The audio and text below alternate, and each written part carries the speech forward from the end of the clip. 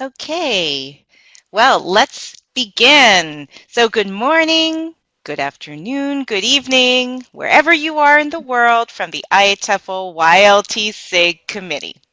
I'm Joan Kang Shin, the online events coordinator, and I'm delighted to welcome Luciana Fernandez, who is our February webinar speaker and also a friend of mine. So I'm very excited to have her here. Luciana Fernandez is a graduate teacher of English who has been teaching English for the past 21 years. She specializes in methodology and teaching practice, and she holds a diploma in educational research from the University of Cambridge Faculty of Education. She is a reading and literacy expert and has been training teachers in this area for the past 10 years. As well as being a teacher educator, she has been head of several bilingual IB institutions in Buenos Aires. Currently, she is a learning consultant and reader for National Geographic Learning. She is also a facilitator for the English-speaking Scholastic Association of the River Plate, where she heads and trains both heads and teachers from major bilingual institutions in Argentina. So, we're so lucky to have her here with us, and without further ado, over to you, Luciana.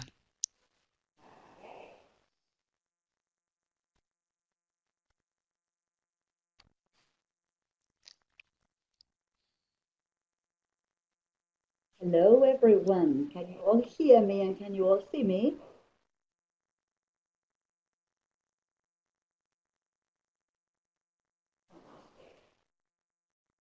What can I say? I'm so excited to be sharing for this next hour part of my passion, which is teaching children uh, English. And I would like to tell you that I am from Buenos Aires, Argentina, but that at present I am not in Buenos Aires. I am in a place in Argentina called San Jose, and I am actually participating in a conference, and the hotel very nicely lends me this business center where I'm actually having this webinar with all of you. So if you all agree, we are going to get started by discussing considerations and best practices when teaching early years. Of course, I want to thank Joan Shin for the lovely introduction. And of course, she knows it's an honor for me to be sharing this moment with her. So having said all that, let's get started. And I thought it was a pretty good idea to share the following with you. And as you can see, we've got two kids with a dog, and this child tells the other child, I taught Stripe how to whistle. And the child gets next to the dog. The dog does absolutely nothing. So the other child says, I don't hear him whistling. I said I taught him. I didn't say he learned it. And my dear colleagues from all over the world, isn't this sometimes the story of our lives? We teach and students don't seem to learn. And my initial reflection today has to do with whether it is so simple to assume that teaching implies learning. We will probably all agree that sometimes we plan our classes with the best intention, considering the material, and then the class does not go the way we planned. So that's why I thought that it was a very good idea today to need to bear in mind when teaching English to very young kids. So I'm going to start by asking all of you to reflect a little bit about upon what the difference is between learning and acquiring a language. You will all probably agree with me that learning and acquiring a language are not the same thing. We acquire our mother tongue and we learn other languages. And the difference is that one probably we do naturally, whereas the other one implies a little bit of effort. Now, I'm Quoting now Stephen Krashen, saying that language acquisition does not require extensive use of conscious grammatical rules and does not require tedious drill. I am talking now to all of you teaching English to very young kids. And I think you all probably know that if we gave them thousands of grammar, they wouldn't be learning the language. They wouldn't be having fun. They wouldn't be finding it meaningful. Stephen Krashen says that acquisition in opposition to learning requires meaningful interaction in the language. We are talking about natural communication. And what we want is speakers not only to be concerned with form, we don't want them obsessed with form, but we want them mainly interested in getting messages across. We are absolutely interested in getting our children to focus on the messages that they want to convey. Now, having said that,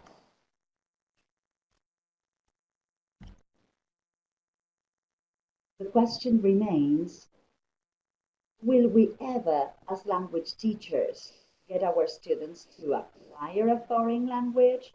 And you will probably agree with me, well, Luciana, you acquire your mother tongue.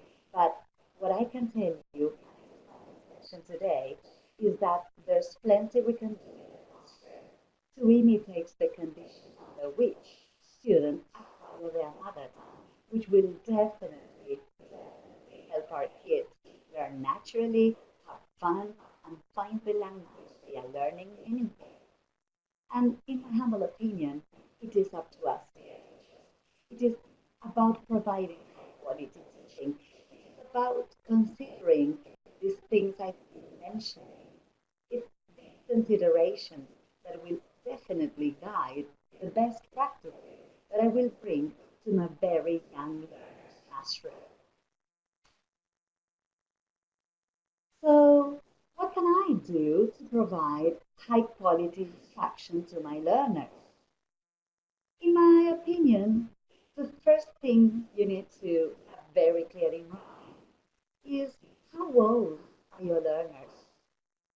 You know that young learners are not the same as very young learners, and very young learners are not the same as teenagers, and teenagers are not the same as adults.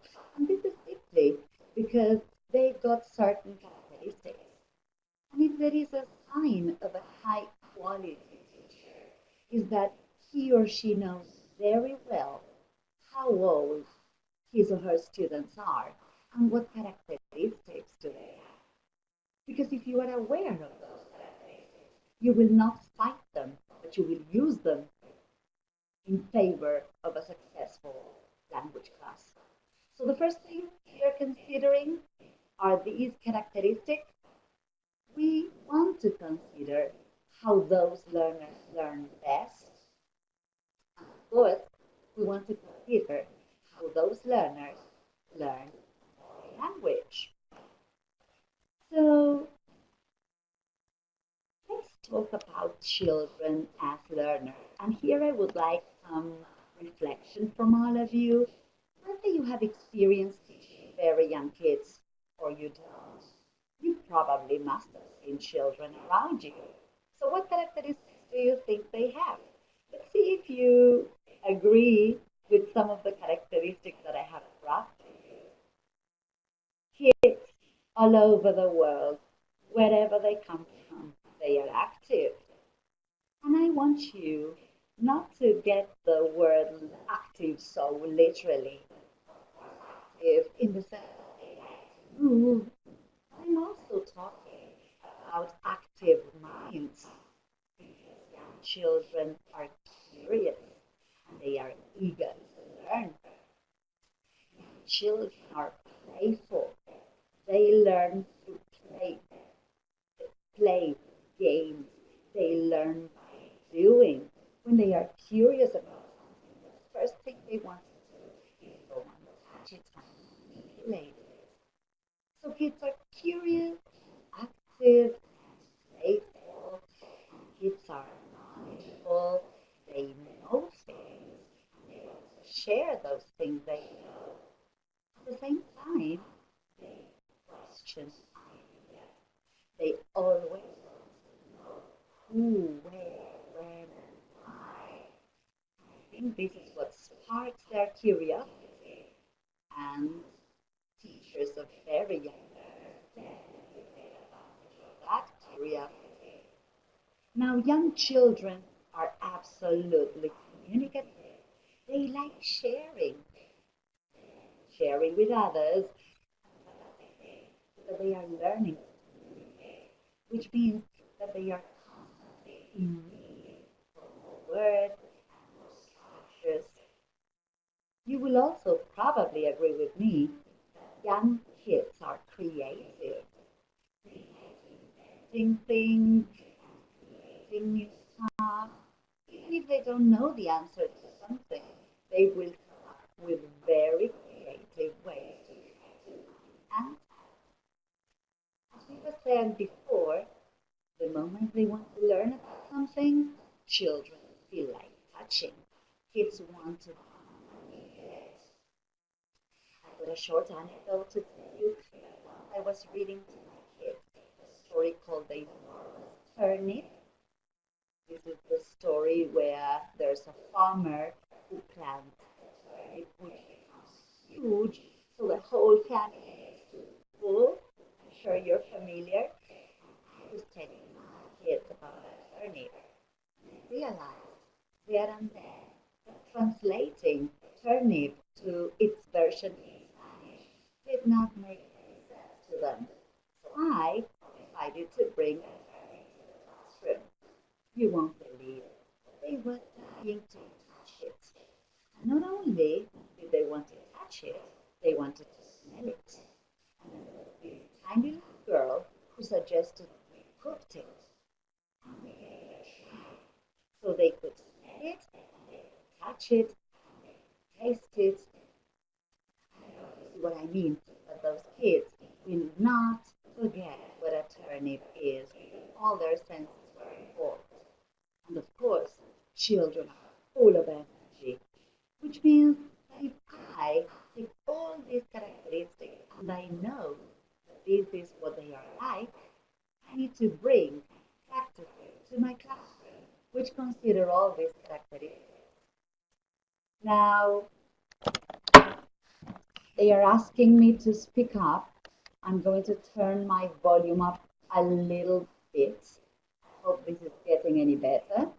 So, as I was saying before, we have just discussed characteristics of children as learners that we definitely need to consider when it comes to planning our lessons. Up from analyzing children's characteristics, we need to stop a little bit and think about how is it that they learn. Now, there's plenty of research telling us, teachers of very young kids, that children definitely benefit from a hands-on approach, which keeps them engaged, involved, and of course allows them to use their hands and of course all the rest of the senses. That's why you probably, and it's always there in my slide, this is the multisensory approach. The more senses we involve, the more we are somehow ensuring that children will be learning in a much better way. Now, there's something else that we need to remember, and that is that children benefit from using concrete material. That is to say, children need to manipulate realia or objects or flashcards. The fantastic thing about bringing concrete material to the classroom is that students start making this very necessary connection between language and meaning, thanks to the object or visual that they are manipulating. The other thing I think teachers will need to consider is what real world topics and situations are meaningful for kids. We need to think about what is the real world to a very young child. Is it his family? Is it his pet? Is it his toys? Because starting from the child's known world will allow us to move onto the bigger picture. And besides, the choice of real world topics. And again, I would like to emphasize that we are talking about topics which belong to the world of a child, which are meaningful for a child, will definitely give a context to language, which will facilitate learning. As we said before, children learn in playful settings, which means that as a teacher, I need to bring games and playful situations. But there is something we must never ever forget, and that is the fact that the underlying rationale of games and playful contexts in the language classroom is actually that students learn the language or use the language meaningfully. We all know that children love music. We all know that children love to dance. But songs have also other pedagogical value, for instance, helping long-term memory, which means that if in my songs there's plenty of structures and vocabulary, concepts, by having all those together with a melody, children will have more possibilities to get all that in their long term. Now, children learn by doing. They love being involved. They don't like being told. They get bored. And children, and there's the secret, my dear colleagues, children learn through repetition, but not dull repetition. Repetition which is meaningful and playful, and probably repetition that they don't realize about. So let's move on. We have already considered characteristics of young children. We have already considered how is it that they learn best. And now I would like to look into how is it that young children learn a language.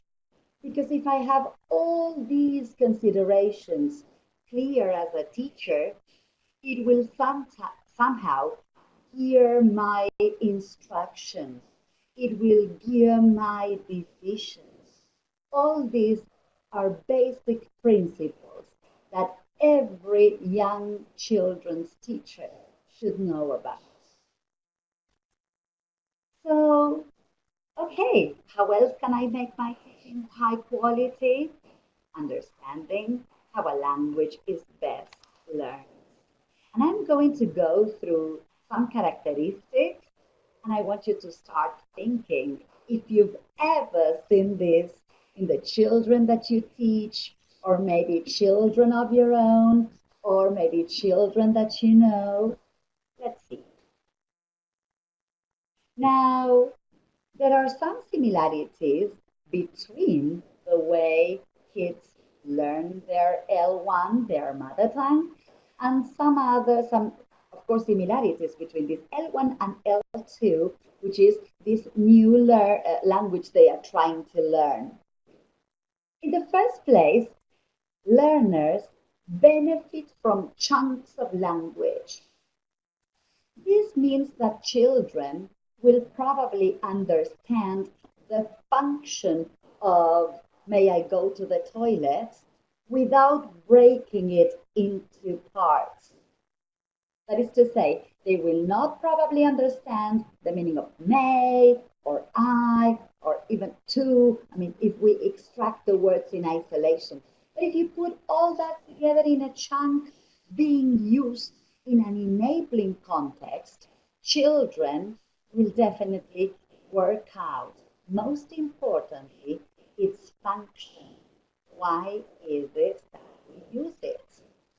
I have a cute anecdote to share with you. I had taught the kids one very famous rhyme for children, which was like rain, rain, go away. Uh, and some days afterwards, there was this cute child who was leaving for holidays. So he came to me and he said, Church, I go away. He grasped the meaning, the function of go away, which means to leave, and then he used it in his own production. How wonderful is that? Now, there's no way children can work out these chunks of language unless these chunks of language are used within a context, because children use context clues. Of course, they use their prior knowledge, and most importantly, they benefit from interaction. That is what we do when we are acquiring a language. We negotiate, we interact. It is through interaction that we work it out. Now, as for most similarities, age is an important variable. Now, this is quite controversial. Some people say the younger the better, and some other people say, well, I think they are too young. But I'm convinced of something. From age 0 to 5, the brain is in full growth. So they are sponges. They are eager to learn.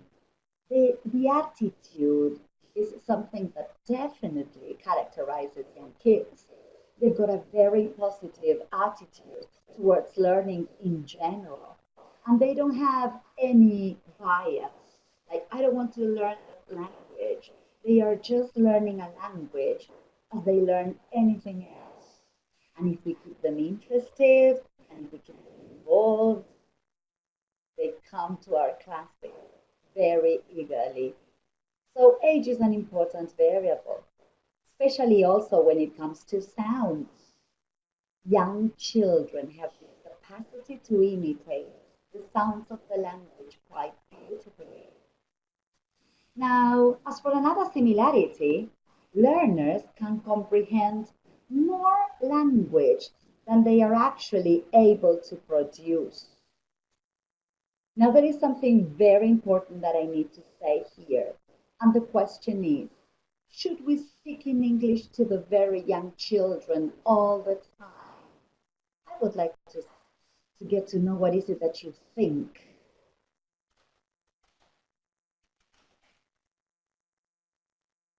Is there any way I can have access to their answers?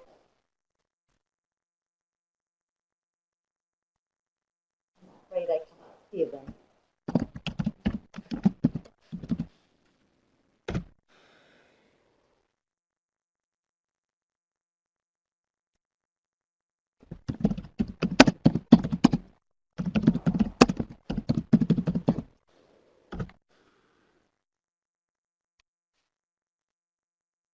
I'm going to wait because I'm really interested in reading your answers. Oh, people.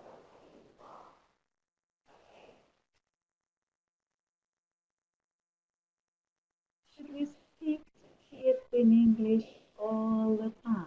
That's the question.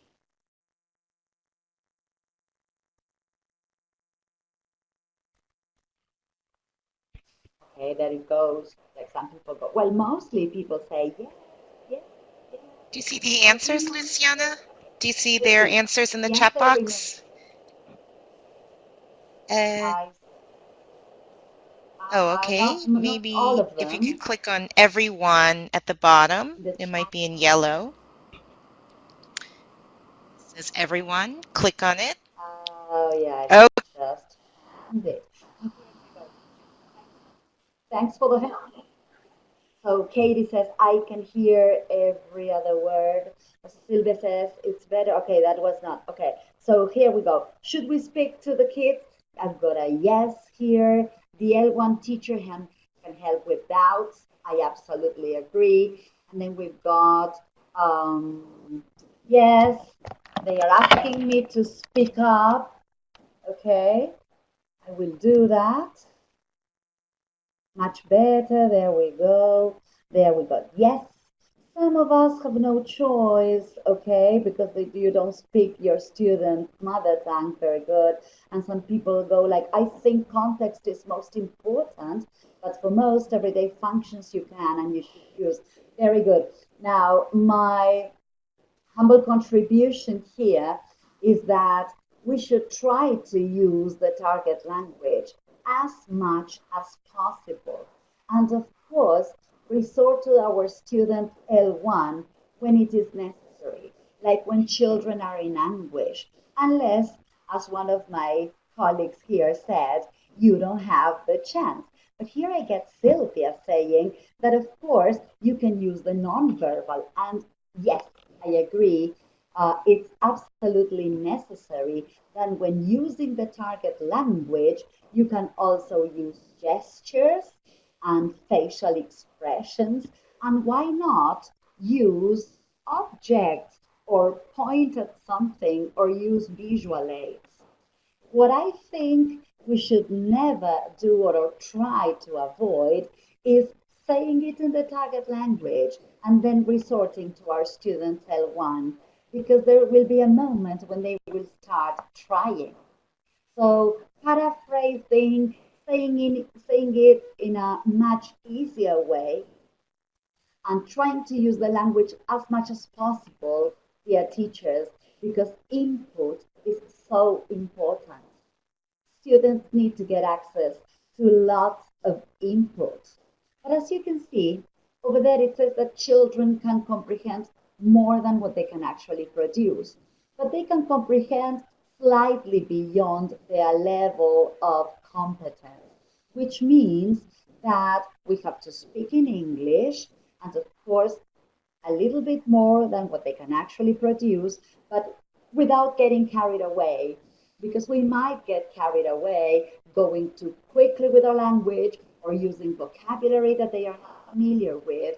And the truth is that input needs to be comprehensible, because the moment it becomes comprehensible, it will help kids try to work out possible functions of the language. It will make a very big contribution to their interlanguage. I always like to say that comprehensible input helps me with my output. So it's really very important, as I can see some colleagues with excellent contribution using language cues and gestures and objects and pics. And this is, of course, what we need to accompany our comprehensible input with. And then as for these silent periods you can see there on the slide, sometimes children seem to be passive in the sense that they cannot say much, but we are not supposed to be confused because they are not being passive, they are being active. And for them to be active here, it is absolutely crucial that input is comprehensible. Now moving on, comprehensible input, and then there's something else there which is highlighted, that apart from comprehensible input, children need plenty of opportunities to learn the language in context. They need to learn it in context, they need to use it, because you know what they say, use it or lose it. So the many more opportunities that students have, the more they will be learning the language. The other similarity we need to remember about is that learners initially use telegraphic speech.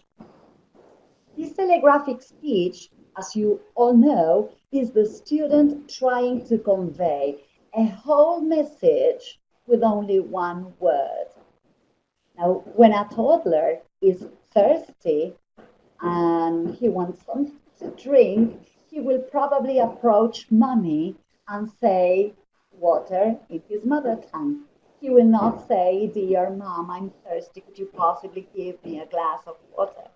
So the truth is that there is this telegraphic speech that we need to pay attention to.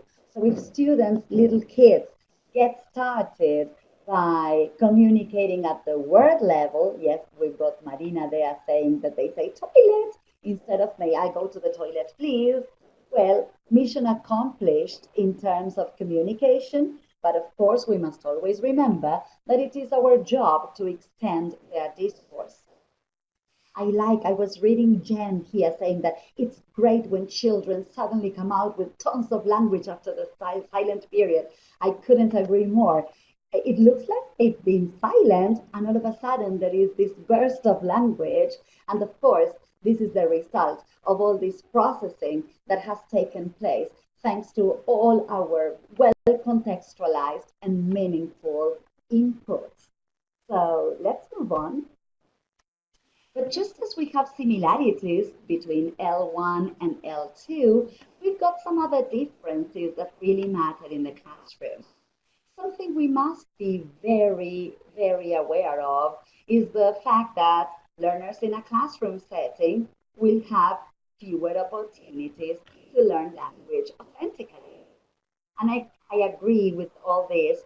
So the first thing we need to know is that our challenge, dear colleagues, is how can we, inside our classrooms, replicate certain things that happen outside the classroom? How can we actually meet the challenge of making these language learning opportunities as authentic as possible? And there you probably see my question like native like proficiency. There was a moment, I think, when we language teachers were really obsessed with this native like proficiency. And I think that in the world where we live, it's a matter of being communicatively competent, being a good user of the language. And the fact that it is not your mother tongue, it will reduce the opportunities, the likelihood of it being native like proficiency. But we don't want native like proficiency. We want students who are effective communicators in the language. Acquiring a first language happens naturally. I'm surrounded by this language. I'm learning a foreign language or a second language sometimes, and it is usually in the context of a classroom, which means that there is certain effort required by children. Now, we all know children, don't we? Short attention span. Unless they are interested, they don't go for it. So it will be our challenge to bring into the classroom whatever will attract them and get them involved so that actually students decide to make the effort. I am reading here, comprehensibility is important rather than native like proficiency. Yes, let us stop being so concerned with this native like proficiency and let us focus more on getting our students to be functional with language. And Eugenia over here goes for intercultural competence.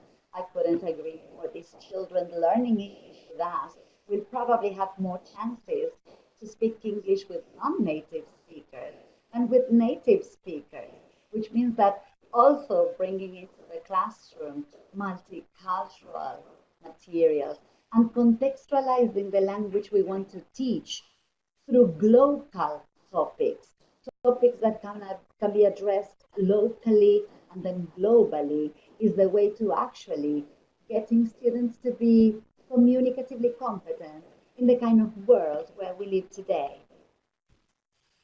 Now, having stated all this, and if we kind of go back a little bit, we've reflected upon children characteristics as children, let's say.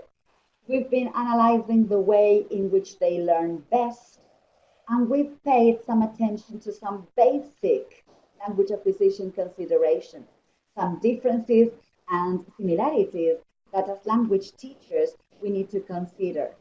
Now, I want you to pay attention to my present slide now, telling you that in the EFL classroom, very young kids initially do a lot of language reproduction. What do we mean by reproduction? And to reflect upon this, my dear colleagues, I want to tell you again a personal anecdote. I started learning English when I was a very little girl, and I remember I would come back home because probably I had learned a song or a rhyme at school.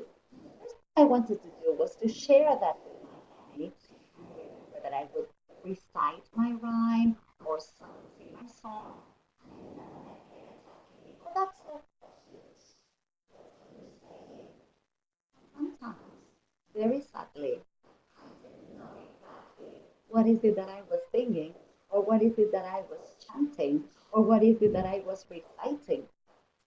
So parroting, which happens to be the case, is not the same as reproduction of language. When children reproduce language, they might not be aware of the meaning of each and every word of the chunk, but they know the essence, the essential meaning of that chant. They might be singing a song which, if they broke into parts, they wouldn't be able to explain each word.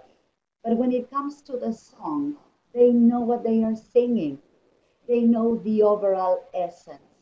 That is reproduction in opposition to parroting. They are telling me that sound is not good, so I'm checking on it. Can you all please tell me if you can hear me now? Is it getting any better? I get yes, now better. Yes, yes. Okay, fantastic. So in the EFL classroom, when we are teaching very young children a target language, we want them to reproduce. Reproduction is the starting point. But I want everybody to have this very clear. Parroting, that is to say, repeating with no understanding of what you are saying, does not make any contribution to the learning of this language. Children must also understand the essence. That's why before we said that prefabricated chunks of language being used in an enabling context will definitely get kids to reproduce. We will be looking into all this, but excellent examples of these are everyday language. Yes, by essence, I mean that if the child is repeating, for example, may I go to the toilet? Okay, all that is something he needs to say to ask for permission to go. He knows he needs to say that to ask for permission to leave for the toilet.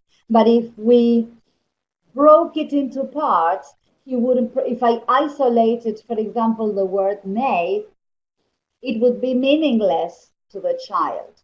So the essence is when we teach a song, we don't go to the part, we teach the song in a context, enabling and well visually supported, and of course with movement, so that the kids make this connection between what they are saying and the meaning. But the meaning is an overall meaning. Now, of course, though they are very little and though they are in the classroom, there will be lots of reproduction. We will be expecting some production.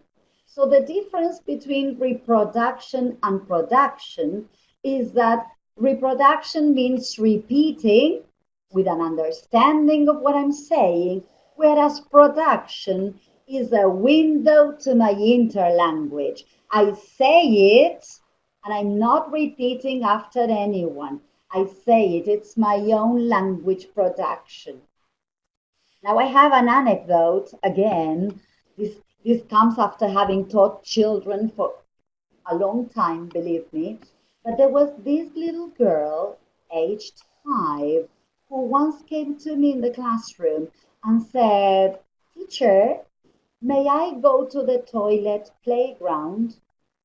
Of course, this is inaccurate, but absolutely understood what she wanted. This little girl wanted to go to the playground, but because she had been using a chunk every day, she could work out that all that chunk she would reproduce in order to ask for permission to go out of the classroom. And she wanted to go to the playground. So, may I go to the toilet playground? Eventually, she will have to replace toilet for playground.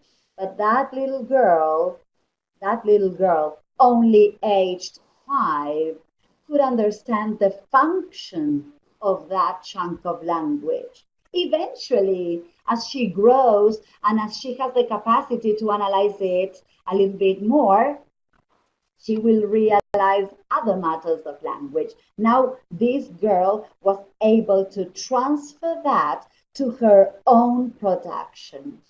And as I'm saying here, children, of course, will keep on making progress.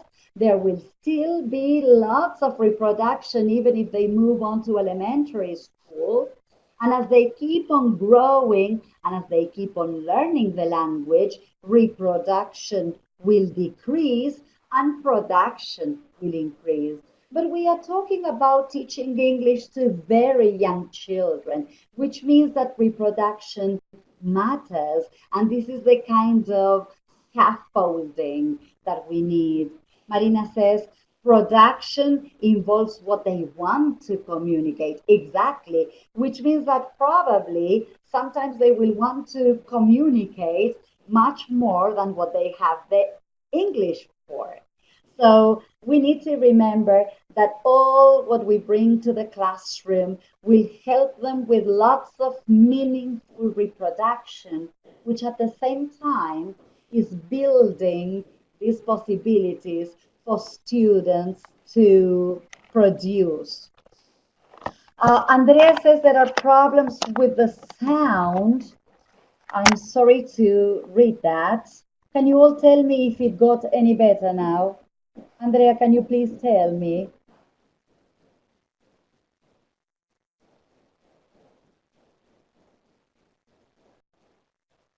Can anybody hear me? Do you all have problems with sound?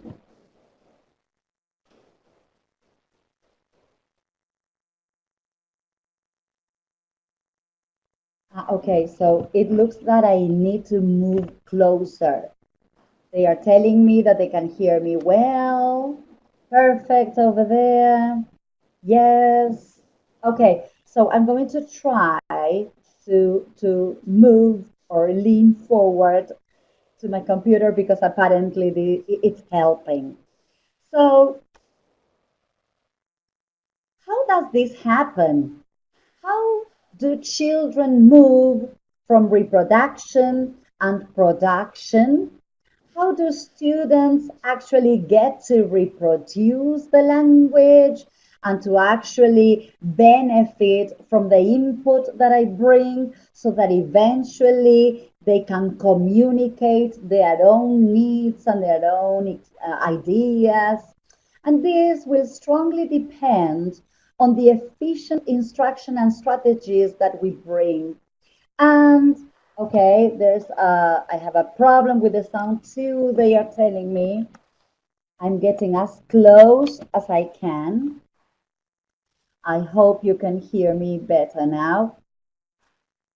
Whether students will move from reproduction to production, and if students will be able to use the language to communicate their ideas and their needs and their likes, all this will depend on what we do in the classroom. And if what we do in the classroom is based on these basic principles and considerations that we have been discussing, they are very likely to succeed. As for reproduction of language, we have mentioned this. It's very important that students reproduce the language, and this reproduction really helps through comprehensible input. So what you must remember is try to use as much English as possible, but never, ever, ever leaving behind this question of comprehensibility. We want input to be comprehensible because if it is, students work it out. Reproduction of language needs to be multisensory. And by multisensory, I mean trying to involve visual, auditory, and kinesthetic students. A great example of these are songs.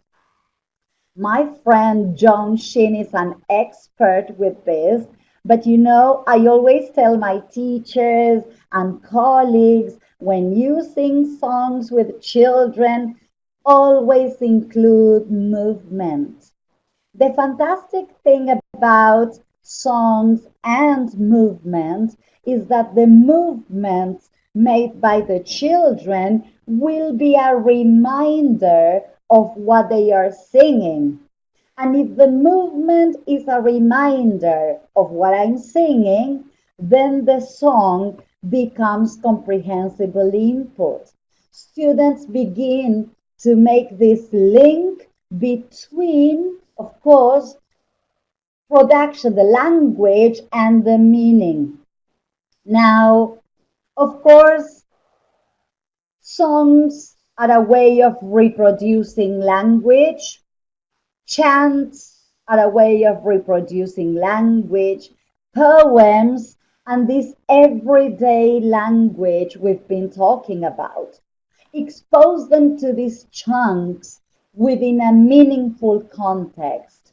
And of course, the choice of these songs and these chants and these poems needs to be somehow related to the current topics that you are dealing with in the classroom so that it ends up being fully comprehensible for the students.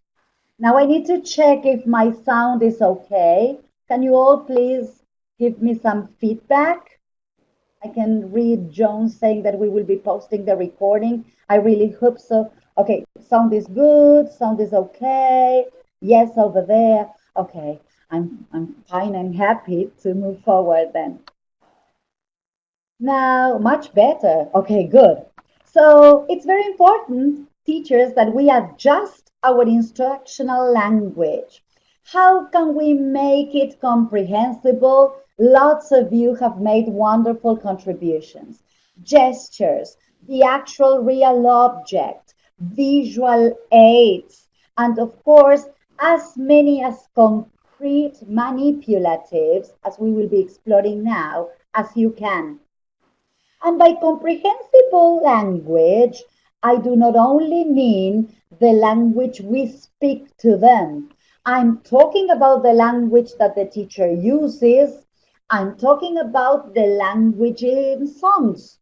If the language in a song is way beyond their level of competence, it ends up not being comprehensible. So bear that in mind. A good choice of song. Remember that after all, the song has this pedagogical value of being comprehensible input, of actually reinforcing language, vocabulary, structures, concepts. The language in the videos that you choose must also be comprehensible and well supported. And of course, the language in the stories that you choose. It is really very important that you adjust the instructional language and bear in mind how important it is that students can work it out. And by working out, I mean the real contribution made by input to our students' interlanguage. Remember that that is the basics for output. Now, production of language. This is what students do when, as very well, Marina, I think it was, Marina said, this is what they do when they have something to say. like they want to communicate a need, or they want to say something they like, or they want to answer any question posed by the teacher. And we discussed some slides ago this question of telegraphic speech, which means the children begin to communicate at the word level, and as they get words, they start combining words and having two words.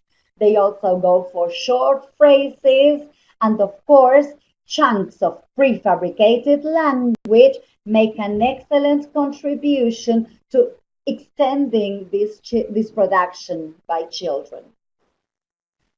Now, if kids get started by communicating at the word level, we need to pay close attention to words because words are the building blocks of language production. Now, dear colleagues, I would like to ask you a short question. Would you say that it's a challenge to teach vocabulary to children? Katie says no. Good. No, Marina says not in isolation. Very good.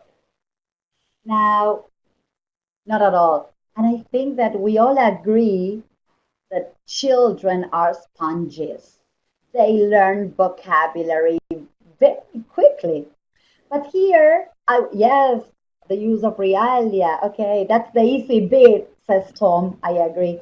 Now, let's talk about vocabulary because I want this child not only to learn it, but also to keep it in his long-term memory. You need to remember that the words that children learn go to their mental lexicon. And I always like to say that the mental lexicon is like a very neat wardrobe. Can you see that wardrobe? Maybe you're thinking that your wardrobe is a mess, but if that one is a mess, that's okay. But our mental lexicon is very, very neat.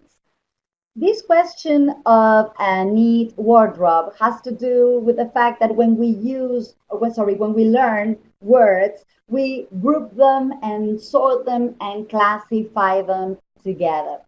So it's really, really very important that not only do we teach the vocabulary and give them the chance to go and put it in their wardrobe, our main job is what do we do after we've taught them the words. For words to be or to become part of the long-term memory, they simply need to be used. Because the more they use them, the more they become part of their mental lexicon. And how do we know? Because when we ask questions, when students want to communicate a feeling, a need, express their thoughts, the words they need come straight away, which means that they can retrieve. Now, sometimes students want to use a word that they haven't used that much, which means that they are going to have this hesitation. So if students get started by communicating at the word level, there's plenty of work we need to do, not only to provide them with the vocabulary, but also to provide very many opportunities that they need to make those words their own. Because when you make words your own, then you can use them in other scenarios whenever you want. That is to say, you can produce them. Now, yes, plenty of repetition. Dull repetition, boring repetition? Of course not. We repeat through songs, in chants, we include words in a game. So we vary the scenarios so that these very many opportunities that they need for making words part of their mental lexicon, this long-term memory, these are facilitated. So moving on, remember that it's not only about words, because if not, kids would only be communicating at the word level.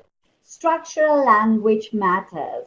And before children can create their own structures, they definitely benefit from these prefabricated chunks with very clear functions. Like if we are playing a guessing game and I say, what animal is it? It's a giraffe. You don't need to explain the meaning of what, the meaning of this. You don't need to make reference to the tenses. You just teach it. You teach the use of it. And students, instead of communicating at the word level, they will be extending their discourse.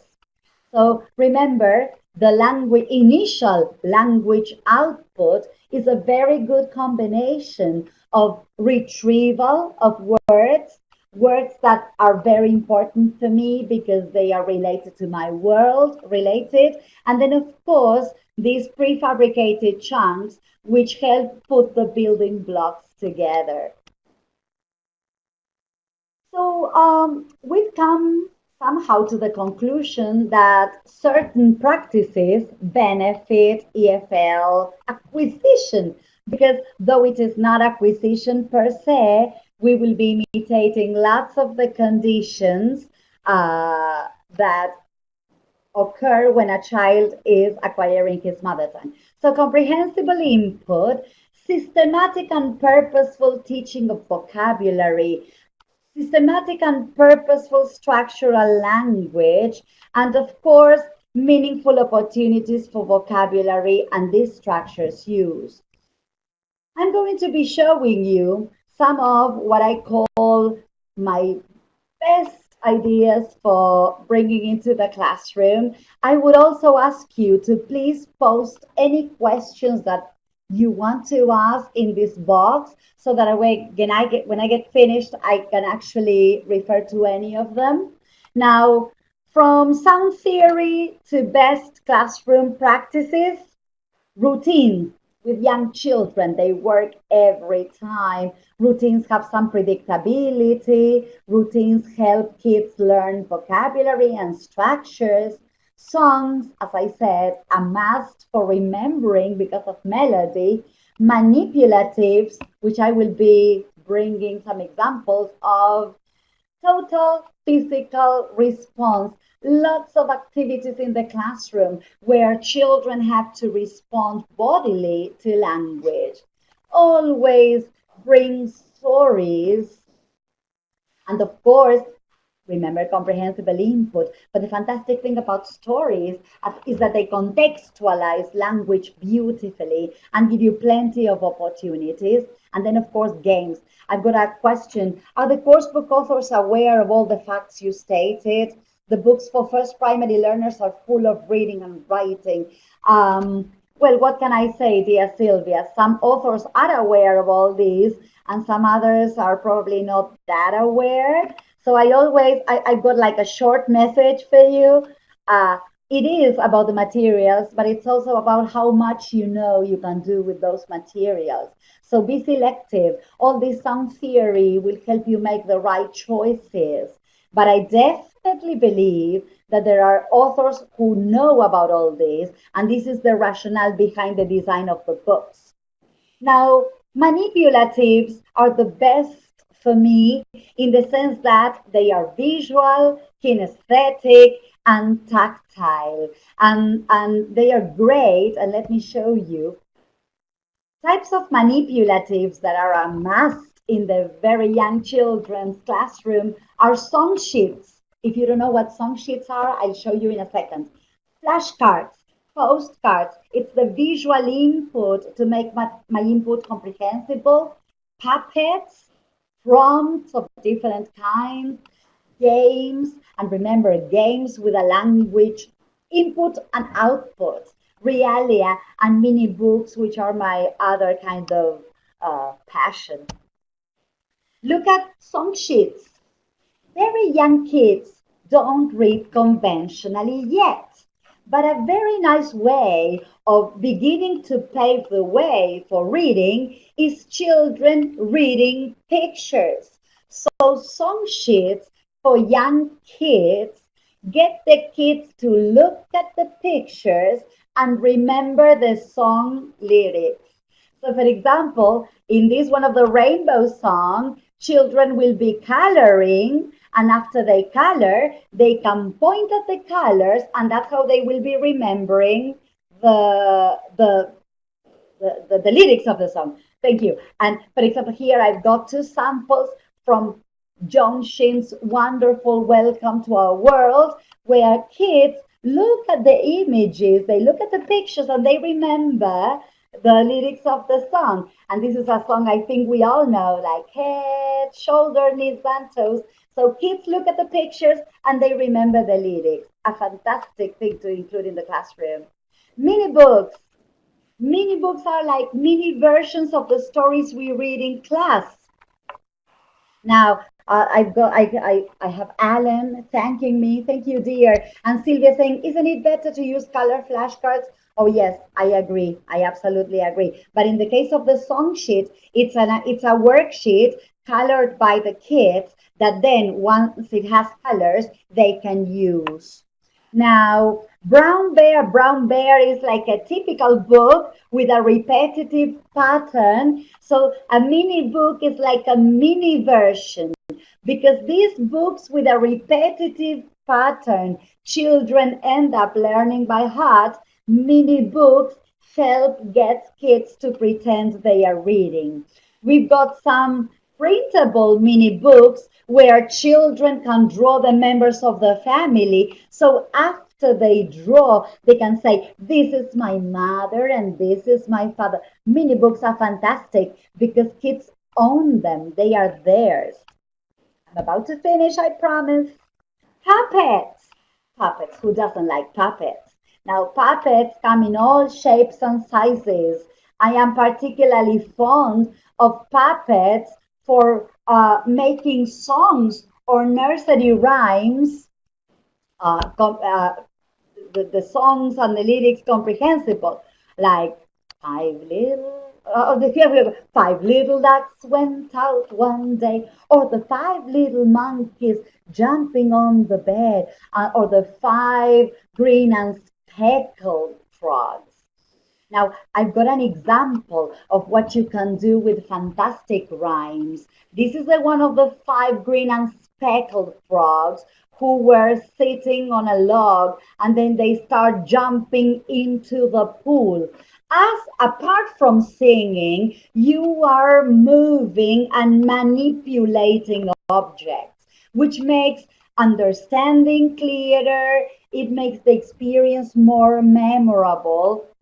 And of course, here I've got a question like, what do you think about planning, including math, science, etc.? Of course, that would be clear, Marina, which is integrating content and language, which I am absolutely in favor of.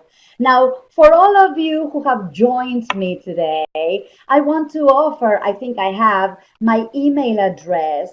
Should you need any more ideas, if you're interested in sharing anything with me, I'm absolutely interested. We've gone through the basic principles today that will guide the decision of the materials and practices that we bring into the classroom. Are there any questions that you would like to ask me? Any comments? The puppet, says Joan. Oh, they are fantastic. Especially the ones that kids can make themselves. Oh, yes. I'm going to thank you. Thank you for a nice presentation. Thank you so much. I'm glad you enjoyed it. This is an amazing experience, having the chance to share with people from all over the world. It's amazing. This is my email address, fernandezluve@yahoo.com. Please, should you need anything, do Yes, not I think hesitate to that contact. when we When you share the download your recording, we can presentation, also I include have the no problem. slides, Don't humbly if do that's that. fine with you, Thank Luciana. you, Eugenia. Okay. And yes, and actually, I'm going to put up some information It is about fine with me. the It is fine with IATEFL me. I YLTSIG am happy because to we share. will be sending out information